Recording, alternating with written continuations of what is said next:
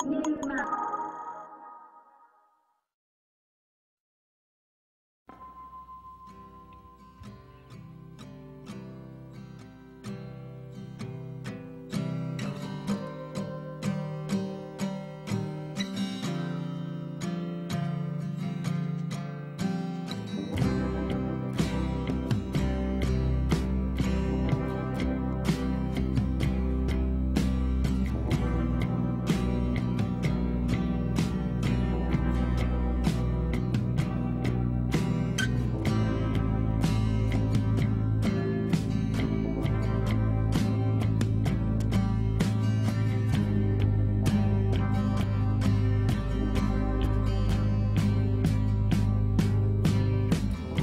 couple years ago, I was with my family, and we were spending some time in this cabin in the woods on the edge of this remote lake. And I mean, we were deep in the middle of nowhere. And one morning, my son Trace and I, we woke up and set out to take a walk around the lake.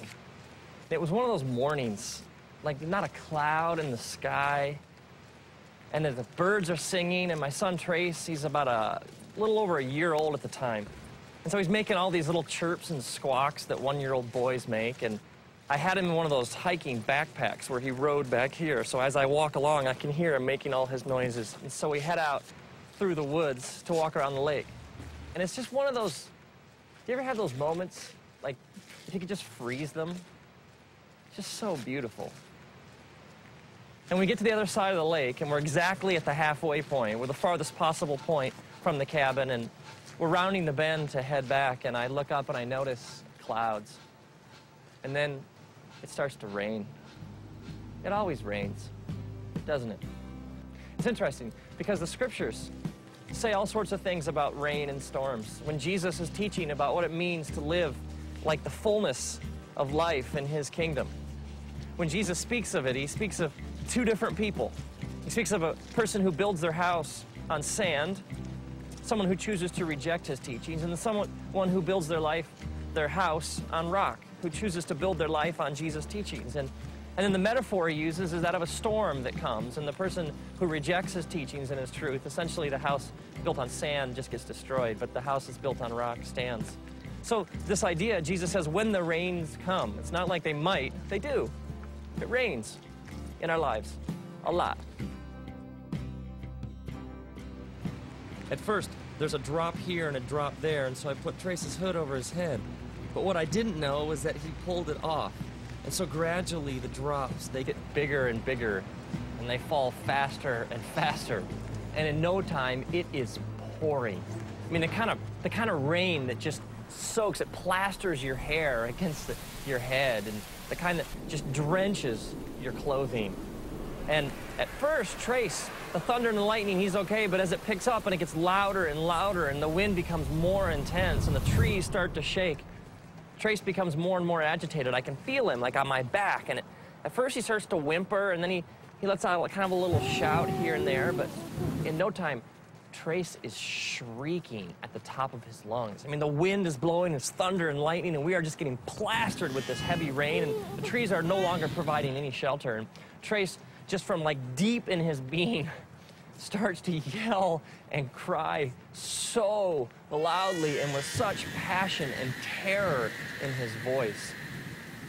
It's interesting, because if you take like the word cry and you search the scriptures, you find this word comes up over and over again. Like even the book of Psalms, just the book of Psalms, if you're like start reading through, it speaks over and over and over again of crying out to God. And God says these amazing things, like he says, when you cry out to me, I listen. He even says, I cannot ignore the cry of somebody who's afflicted. It's like if I'm hurting, lost, soaking wet, scared, confused, God says, you cry out and I hear. God even says that when you cry, he's close to the brokenhearted. He's close to those who cry out and admit they're scared, lost, soaking wet, and confused. See, there is this false, twisted idea out there among religious people that somehow you got to have it all together to have a relationship with God. That like somehow God's only looking for people who have no problems and have it all nailed down and can put on like the happy face all the time. And yet the scriptures speak directly against this kind of thinking. I mean, Jesus is even just straight ahead, and he says, "Come to me, all you who are weary and heavy laden." I mean, the essence of salvation is crying out to God and admitting, I don't have it all together. It's admitting I am lost, I am hurting, and this sinful nature that I carry around with me has really screwed things up for me. And God, if you don't show me the way home, if you don't fix things, if you don't step in, I am dying here. And this kind of thinking is all throughout the scriptures. It's over and over again. God says to us, when you come to me with all your junk, come to me with your problems, come to me all screwed up, all messed up. Let me take care of it. Jesus even sets out looking for people. He even says this. He says, I'm not looking for the healthy. I came for the sick. It's interesting if you think about the storm from Trace's perspective. For Trace, the storm is his reality. He sees nothing else. The lightning and the thunder and the trees swaying and the raindrops and the water just dripping off him, it's all he knows. He sees no reality beyond this storm. What Trace doesn't realize is that as his dad, I would do anything to get him home.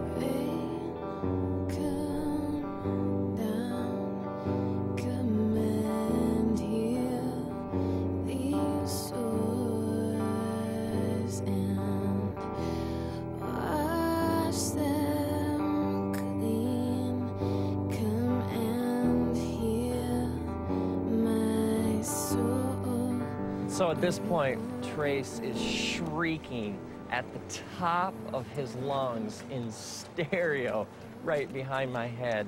And I stop, and I kneel down, and I take him out of the pack.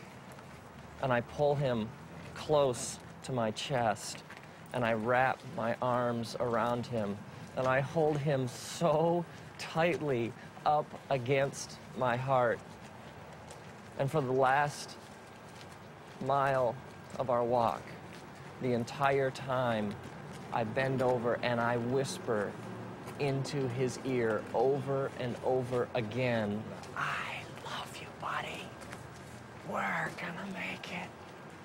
Dad knows the way home. We're gonna make it. I love you, buddy. And over and over and over again, through the storm, I carry him home, clutched tightly against my chest, whispering, I love you, buddy. We're gonna make it.